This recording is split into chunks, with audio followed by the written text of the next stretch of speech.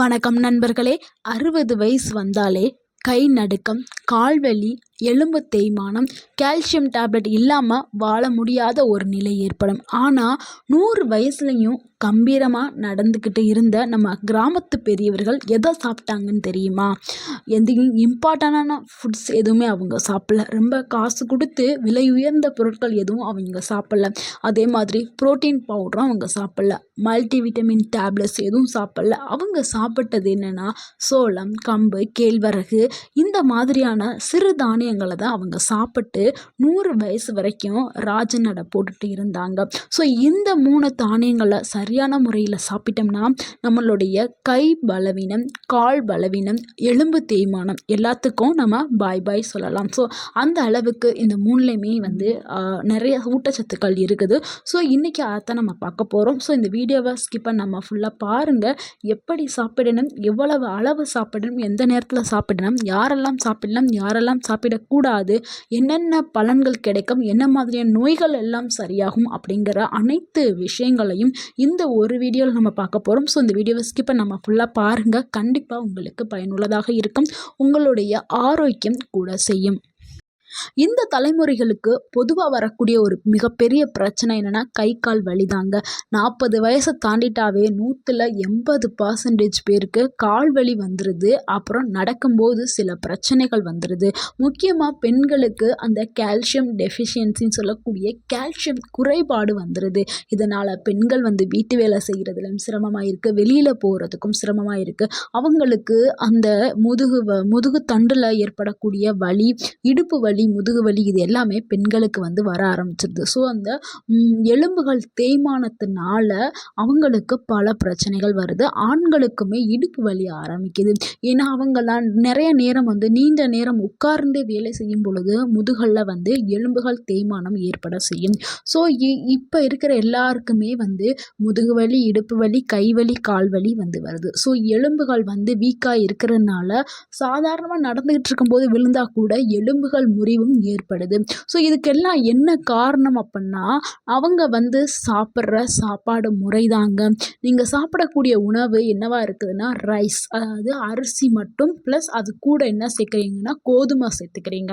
So இந்த 2 உணவை மட்டுமே நீங்கள் டயட்டில் எடுக்கும் பொழுது உங்களுக்கு கால்சியம் குறைபாடு வரும். அதுக்கு அப்புறம் இது கூட நீங்கள் ப்ராசஸ்டு, அதாவது ரெடிமேட் உணவுகள், ஹோட்டல் ஃபுட்ஸு, வெளியில் பார்க்கக்கூடிய எண்ணெயில் பொரிச்சது, வறுத்தது, இந்த மாதிரி பேக்கெட்டில் அடைக்கப்பட்ட அதிக உப்பு, எண்ணெய், காரம் கலந்த உணவுகளை நீங்கள் சாப்பிடும் பொழுது இந்த மாதிரியான கால்சியம் குறைபாடு வர ஆரம்பிக்குது. அதே மாதிரி ட்ரெடிஷ்னலாக இருக்கக்கூடிய சிறு தானியங்களை அவங்க சாப்பிட்றதே இல்லை. ஸோ இந்த காரணத்தினால தான் அவங்களுக்கு 40 வயசு வந்த உடனே கை கால்கள் வலி ஏற்பட காரணமாக இருக்குது. ஸோ இன்றைக்கி நம்ம பார்க்கக்கூடிய இந்த 3 தானியங்களை கண்டிப்பாக எல்லாருமே உணவில் சேர்த்துக்கிறணும். ஃபர்ஸ்ட் நம்ம பார்க்க போகிறது என்னன்னா சோளம் தாங்க பார்க்க போகிறோம். சோளம் ஒரு ஏழ்மையான குடும்பத்தில் கூட வாங்கி சாப்பிட முடியும். அந்த அளவுக்கு விலை கம்மி தான். சோளத்துலேயும் அப்படி நிறைய சத்துக்கள் இருக்குது. ஸோ ஒரு புவர் மேனுக்கு பவர்ஃபுல்லான ஃபுட் அப்படின்னா அது சோளம் தாங்க. இதில் என்ன இருக்குன்னா கால்சியம் சத்து இருக்குது, மெக்னீஷியம் இருக்குது, அயன் இருக்குது, ஃபைபர் இருக்குது, காம்ப்ளெக்ஸ் கார்போஹைட்ரேட் இருக்குது. ஸோ நீங்கள் சோளத்தை சாப்பிட்டீங்கன்னா உங்களுக்கு என்ன மாதிரியான மாற்றங்கள் நடக்கும்னா கை கால் தசைகளுக்கு நல்ல பலம் கிடைக்க ஆரம்பிக்கும். அடுத்து உங்களுடைய நரம்பு வீக்னஸை குறைக்கிறதுக்கு, அந்த நரம்புகளை வலிமையாக்குறதுக்கு இந்த சோளம் உதவி பண்ணும். ஸோ உங்கள் நரம்புகள் சில பேருக்கெல்லாம் கால் நரம்புக்குள்ளே இருந்து வலி ஏற்படும். ஸோ அந்த வலி எல்லாமே குறைய ஆரம்பிச்சிடும். அடுத்து உங்களுக்கு சர்க்கரையை கட்டுப்படுத்துறதுக்கு இந்த சோளம் உதவி பண்ணுது.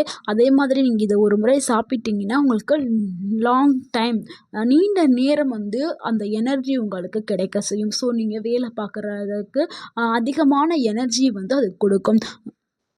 கிராமத்தில் போய் பாருங்க. கிராமத்தில் இருக்கிறவங்கலாம் இந்த சோளக்கஞ்சியை தான் சாப்பிடுவாங்க. காலையில் எந்திரிச்சு சோளக்கஞ்சியை குடிச்சிட்டு போய் வயலில் வேலை செஞ்சிட்ருப்பாங்க. அவங்கெல்லாம் பார்த்தா வயசான மாதிரியே நம்மளுக்கு தெரியாது. வயசு எப்போவுமே வயசு இருந்து அவங்க உழைக்கிற மாதிரி இருக்கும். ஸோ அந்த வயசான ஃபீலிங்கே இருக்காது. அந்த அளவுக்கு வந்து இந்த சோளம் வந்து நமக்கு நன்மையை கொடுக்குது. இது எப்படி சாப்பிட்ணும்னா, சோளத்தில் சோளக்கஞ்சி செஞ்சு காலையில் நம்ம மார்னிங்கில் எடுத்துக்கலாம். அடுத்து சோளத்தில் தோசை செய்யலாம், ரொட்டி செய்யலாம். நைட் டைமில் வந்து கண்டிப்பாக தவிர்க்க வேண்டும். இதை வந்து நம்ம காலையில் சாப்பிட்றது தான் நம்மளுக்கு நன்மை. அடுத்து நம்ம 2வதா பார்க்கக்கூடிய உணவு என்னென்னா கேழ்வரகு தாங்க. இதை நம்ம ராகி அப்படின்னு சொல்லுவோம். இந்த கேழ்வரகு வந்து கால்சியத்தோடைய கிங் அப்படின்னு சொல்லலாம். ஏன்னா கேழ்வரகுல கால்சியம் அதிகமாக இருக்குது. 100 கிராம் கேழ்வரகு வந்து பாலை விட 3 மடங்கு கால்சியம் இருக்குது. நம்ம பால் டெய்லி கொடுக்குறோம். அந்த பாலை விட 3 மடங்கு கால்சியத்தை கொண்டது கேழ்வரகு. கண்டிப்பாக நம்ம கேழ்வரகை நம்ம உணவில் எடுத்துக்கிறோம். ஏன்னா எலும்புகளுக்கு ரொம்ப ரொம்ப முக்கியம். அதுவும் முக்கியமாக அந்த ஆஸ்ட்ரோபோரோசிஸ் சொல்லக்கூடிய அந்த நோயை வந்து ப்ரிவென்ட் பண்ணுறதுக்கு இந்த கேழ்வரகு வந்து உதவி பண்ணுது. அதே மாதிரி முட்டி வலி, முட்டி பெயின் எல்லாம் குறைக்கிறதுக்கு இந்த கேழ்வரகு உதவி பண்ணுது. அடுத்து பேக் பெயின், நெக் பெயின், கழுத்து வலி, இடுப்பு வலி, கை வலி, எங்கெங்கெல்லாம் வலி ஏற்படுதோ, அதாவது எங்கெங்கெல்லாம் எலும்புகள் தேய்மானம் ஏற்பட்டு அதனால தான் வலி ஏற்படுது. ஸோ அது எல்லாத்தையுமே சரி செய்கிறதுக்கு இந்த கேழ்வரகு வந்து பயன்படுது.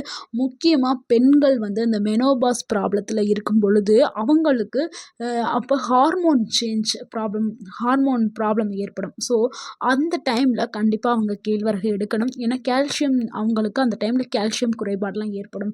ஸோ கண்டிப்பாக பெண்கள் 40 வயதை எட்டிய பெண்கள் கால்சியத்துக்கு நம்ம கேழ்வரகை கண்டிப்பாக எடுக்க வேண்டும். அடுத்து குழந்தைகள், முதியவர்கள். குழந்தைகள் நல்ல ஹைட்டாக க்ரோத் ஆகிறதுக்கு, உயரமாக வளர்கிறதுக்கு சப்போர்ட் பண்ணக்கூடியது இந்த கேழ்வரகு. ஸோ நீங்கள் கேழ்வரகுல கூழாவோ, கஞ்சியாவோ, ரொட்டியாவோ எது செஞ்சு கொடுத்தாலும் குழந்தைகள் நல்லா ஹைட்டாகவும் வளர செய்வாங்க. அடுத்து முதியவர்கள் வந்து நடக்கும் பொழுது விழுந்துருவோமே அப்படிங்கிற பயம் இல்லாமல் அவங்க கம்பீரமாக நடக்கிறதுக்கு இந்த கேழ்வரகு உதவி பண்ணும். அதாவது நிறைய பேர் கம்பு ஊன்றி நடப்பாங்க. ஸோ இந்த கேழ்வரகை நீங்கள் சாப்பிட்டுட்டே வரும்போது கம்பே இல்லாமல் நீங்கள் நடக்கலாம். அந்த அளவுக்கு அற்புதமான மாற்றங்களை கொடுக்கும் இந்த கேழ்வரகு. இந்த கேழ்வரகை சாப்பிடக்கூடிய சரியான முறைகளை பார்த்துடலாம். இதை நம்ம ஸ்ப்ரவுட், அதாவது முளைக்கட்டி வச்சு நம்ம சாப்பிட்டோம்னா நம்மளுக்கு அதில் உள்ள சத்துக்கள் எல்லாத்தையுமே நம்ம உடம்பு உறிஞ்சுறதுக்கு டபுள் ஆரோக்கிய நன்மைகள் வந்து கிடைக்கும். ஸோ ரெட்டிப்பு பலன்கள் கிடைக்கும் நம்ம முளைக்கட்டி சாப்பிட்டோம்னா. இல்லை எனக்கு முளைக்கட்டி வச்சு சாப்பிட்றதுக்கான டைம் இல்லை அப்படின்னா நீங்கள் அந்த கேழ்வரகு மாவில் நீங்கள் தோசை செய்யலாம், ரொட்டி செய்யலாம். ரொட்டி எப்படின்னா, இந்த கேழ்வரகு மாவு கூட கொஞ்சம் முருங்கை இலைகளை உருவி போட்டு அது கூட வெங்காயம், சின்ன வெங்காயம் இருக்குல்ல, சின்ன வெங்காயத்தை 2 நறுக்கி போட்டு, பட்டை மிளகாய், அப்படி ஒரு பட்டை மிளகாய் எடுத்து போட்டு நசுக்கி போட்டு கொஞ்சோண்டு உப்பு போட்டுட்டு நீங்கள் அதை ரொட்டியாக தோசைக்கல்லில் போட்டு எடுத்து சாப்பிட்டீங்கன்னா உங்களுக்கு கால்சியம் குறைபாடு சரியாகிடும். இதை 3 நாட்கள் நீங்கள் தொடர்ந்து சாப்பிட்டாவே உங்களுடைய வலி வந்து கம்மியாகிடும். நீங்களே உணர்வீங்க. அந்த அளவுக்கு அற்புதமான மாற்றங்களை கொடுக்கக்கூடியது இந்த கேழ்வரகு ரொட்டி. ஓகேங்களா? ஏன்னா கேழ்வரகுல கால்சியம் இருக்குது, முருங்கை இலையிலையும் கால்சியம் இருக்குது. ஸோ 2ம் சேரும் பொழுது உங்களுக்கு வேகமாகவே வந்து ஒரு நிவாரணி கிடைக்க ஆரம்பிக்கும். உங்களுடைய வலி வந்து வேகமாக மறையும். ஸோ யாருக்கெல்லாம் கை கால் வலி, மூட்டு வலி இருக்கோ இதை ட்ரை பண்ணி பாருங்கள். ட்ரை பண்ணி பார்த்துட்டு கமெண்ட் பண்ணுங்கள்.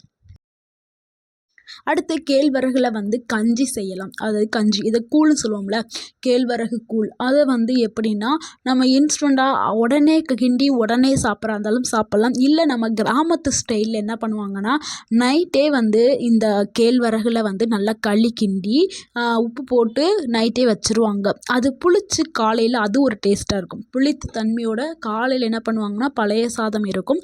அந்த பழைய சாதத்தில் இந்த கேழ்வரகு கூழை ஊற்றி தயிர் ஊற்றி சாப்பிடுவாங்க. அது இன்னும் அதிகமான டேஸ்ட்டாக இருக்கும். நம்மளுக்கு இன்னுமே நல்ல ஆரோக்கிய பலன்களை கொடுக்கும்.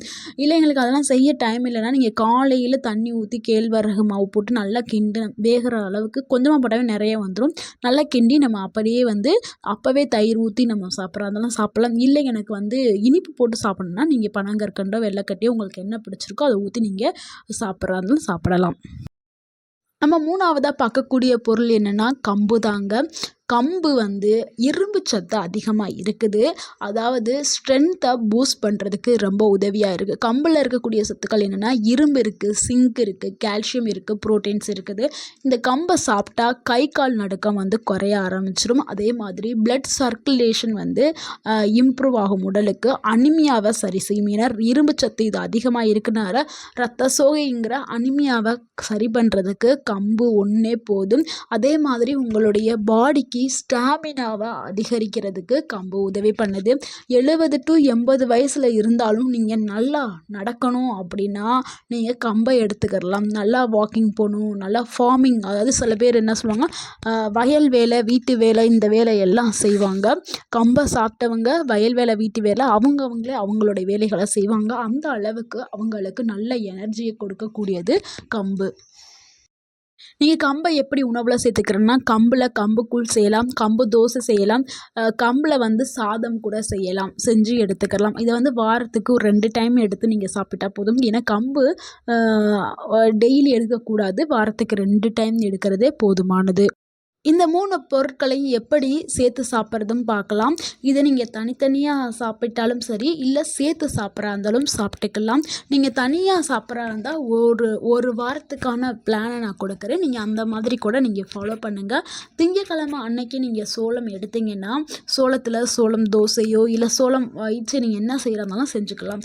அடுத்து செவ்வாய்க்கிழமை நீங்கள் கேழ்வரகு தோசை, கேழ்வரகு அடை இல்லை கேழ்வரகு கூழ் இந்த மாதிரி ஏதாவது செஞ்சுக்கிறேங்க. புதன்கிழமை கம்பு எடுத்துக்கிறேங்க. திருப்பி வியாழக்கிழமை சோளம் வச்சு செய்யுங்க. திருப்பி வெள்ளிக்கிழமை கேழ்வரகு எடுங்க. சனிக்கிழமை கம்பு எடுத்துக்கிறேங்க. சண்டே வந்து 3மே மிக்ஸ் பண்ண மாதிரி எடுத்துக்கிறேங்க. இல்லைங்க எனக்கு இப்போல்லாம் செய்கிறதுக்கு எனக்கு சுத்தமாக டைமே இல்லை, நான் வேலைக்கு போகிறேன் போகல, எனக்கு டைமே இல்லை, இந்த மாதிரிலாம் டெய்லிலாம் செஞ்சிட்ருக்க முடியாது அப்படின்னா இந்த 3 மாவுமே இருக்குல்ல, இந்த 3 மாவுலையுமே கொஞ்சம் கொஞ்சமாக எடுத்துட்டு நீங்கள் 3மே மிக்ஸ் பண்ணி ஒரு தோசையாக ரெடி பண்ணுங்கள். அதாவது அடை மாதிரி வரும். அடை மாதிரி ரெடி பண்ணி நீங்கள் வாரத்துக்கு ஒரு முறை சாப்பிட்டாலே உங்களுக்கு நல்ல பலன்கள் வந்து கிடைக்க ஆரம்பிக்கும். ஸோ நீங்கள் இதை மட்டும் நீங்கள் வாரத்துக்கு ஒரு முறை மட்டும் இந்த 3ஐயும் சேர்த்து நீங்கள் எடுத்துகிட்டு வந்தாவே உங்களுக்கு கால்சியம் டேப்லெட்டே தேவையில்லை, கால்சியம் குறைபாடே வராது. ஸோ நீங்கள் இதை மட்டும் ஃபாலோ பண்ணாவே போதும். ஸோ இந்த 3 தானியங்களையும் சாப்பிடும் பொழுது யாரெல்லாம் கண்டிப்பாக கவனமாக இருக்கணும்னா, தைராய்டு பிரச்சனை இருக்கிறவங்க, கிட்னி ஸ்டோன் ப்ராப்ளம் இருக்கிறவங்க கண்டிப்பாக உங்களுடைய டாக்டர்கிட்ட போயிட்டு நீங்கள் ஆலோசனை பெற வேண்டும். இந்த மாதிரி நான் அந்த 3 தானியங்களையும் எடுக்கிறனால எனக்கு ஏதாவது பிரச்சனை வருமா அப்படிங்கிறத நீங்கள் கேட்டுட்டு, ஏன்னா உங்களுடைய உடல் உங்களுக்கு எப்படி இருக்குன்னு உங்களுக்கு தான் தெரியும். ஸோ உங்களுடைய டாக்டர்கிட்ட கண்டிப்பாக நீங்கள் போய் கேட்டுட்டு நீங்கள் எடுக்கிறது ரொம்ப ரொம்ப சிறந்தது. நண்பர்களே, இங்கே வயசுங்கிறது ஒரு எண்ணு தான். ஸோ வயசு அதிகமாக ஆயிடுச்சு அதனால தான் நம்மளுக்கு பிரச்சனை வருது அப்படின்னு இல்லைங்க. உங்களுடைய உணவு முறை தான். ஸோ பலவீனம் தான் இங்கே பிரச்சனையே. ஸோ நீங்கள் பலவீனத்தை சரி பண்ணுறதுக்கு இந்த 3 தானியங்களை நீங்கள் தொடர்ந்து சாப்பிட்டுட்டு வந்தாவே உங்களுக்கு எந்த ஒரு மருந்தோ மாத்திரையோ தேவையில்லை. ஸோ இந்த வீடியோ உங்களுக்கு பயனுள்ளதாக இருந்திருந்தால் இந்த வீடியோக்கு ஒரு லைக் பண்ணுங்கள். இந்த வீடியோவை உங்களுடைய ஃப்ரெண்ட்ஸ் அண்ட் ஃபேமிலிக்கு ஷேர் பண்ணுங்கள். மறக்காமல் எங்கள் சேனலை சப்ஸ்கிரைப் பண்ணுங்கள், எங்களுக்கு சப்போர்ட் பண்ணுங்கள், கமெண்ட் பண்ணுங்கள். தேங்க்யூ ஃபார் வாட்சிங். கமெண்டில் வந்து உணவே மருந்து அப்படின்னு சொல்லிட்டு டைப் பண்ணுங்கள். தேங்க்யூ.